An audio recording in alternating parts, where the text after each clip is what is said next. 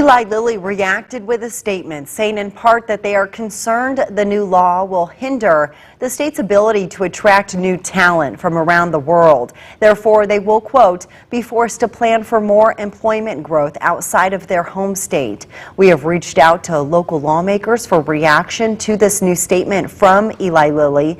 The new abortion law is set to take effect September 15th.